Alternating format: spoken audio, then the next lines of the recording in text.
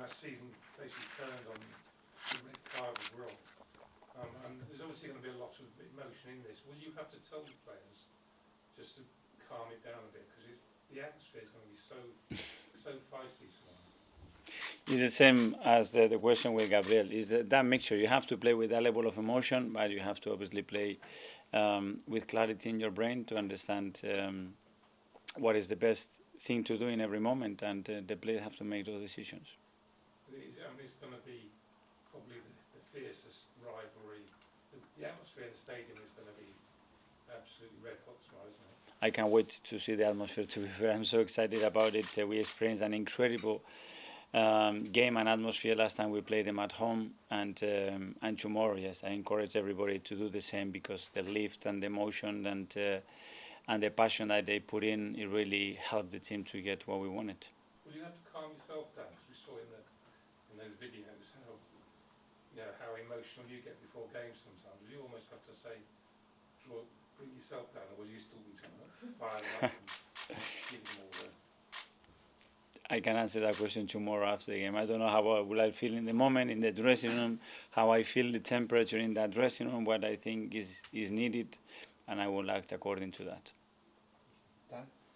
Just on Gabriel Jesus, you had him for 2 weeks, obviously when he wasn't away with Brazil. I just wondered what he was like during that, how he took that setback, and what interactions you had with him.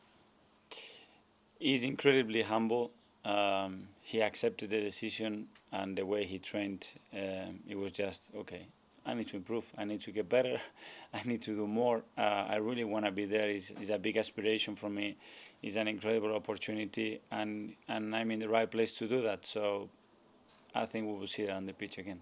Obviously tomorrow he'll go up against Richarlison, as people previously said. Is he the type of person who will thrive on that kind of head-to-head rivalry of knowing he's playing against perhaps a direct rival for that international sport? He can only control what he can do. He cannot control what other players do, and he's only focusing being on that. So he has ambition. We know that he plays with incredible commitment, and tomorrow he will play that way.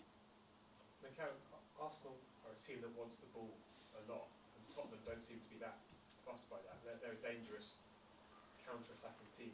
Is there any risk, do you think, for playing the style you played this season? Do you have to be more cautious than you have been in previous games? I think Spurs doesn't get the value and with what they do when they have the ball, the way they use the ball, the way they use the spaces, and they're a counter-attacking team. You lose the ball in certain ways. They have incredible talent and ability to attack open spaces that undoubtedly there, but you cannot go into a game thinking every time I give the ball away, it's going to do that. That's not for sure the way we prepare the game.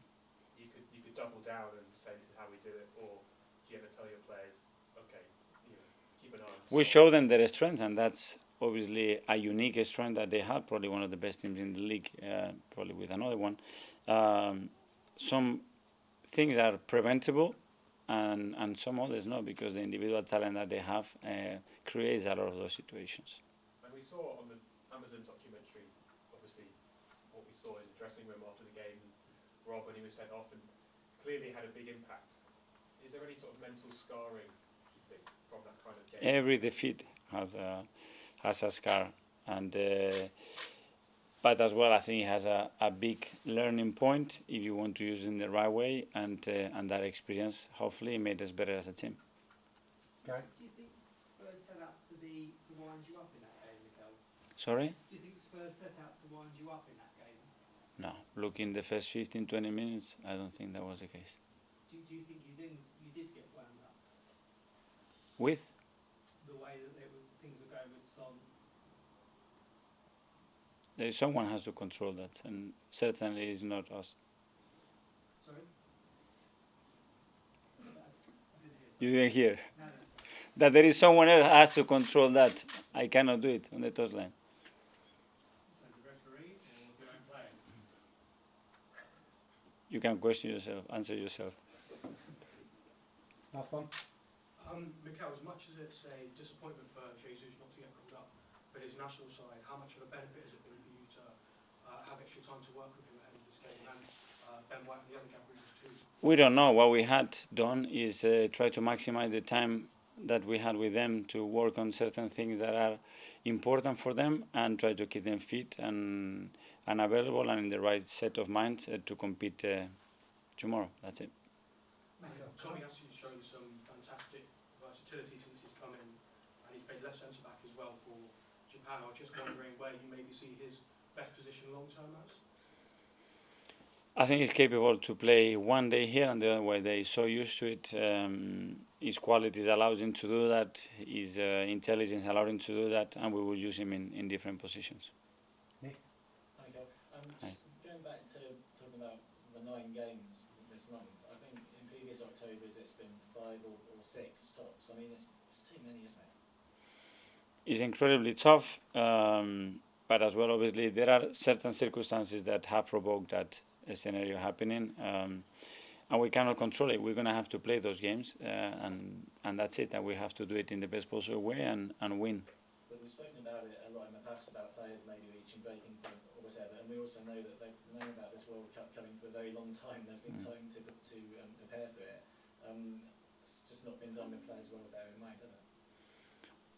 Certainly not, and we don't know the outcome of it, and we don't know when the players are going to play that price. Is in the next few months or in the next year? We don't know. But to play that amount of games in that period, especially after November as well, is going to be crazy. Last one, Leith. Mikel, just a word on the fans. How important will they be tomorrow?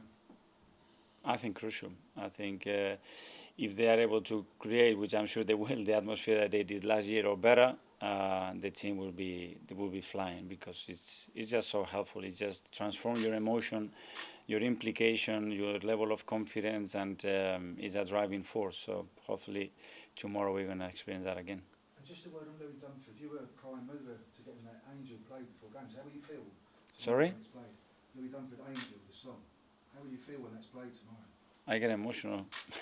I think it's unique. It's from a local guy that has huge feelings for our football club, that has done it in a very natural way, and I think that the timing clicked, and it's not something that we created. It's something that happened naturally. It was like a huge wave. The supporters bought into it, they feel it, and you can sense it. Thanks, everyone. Thank you.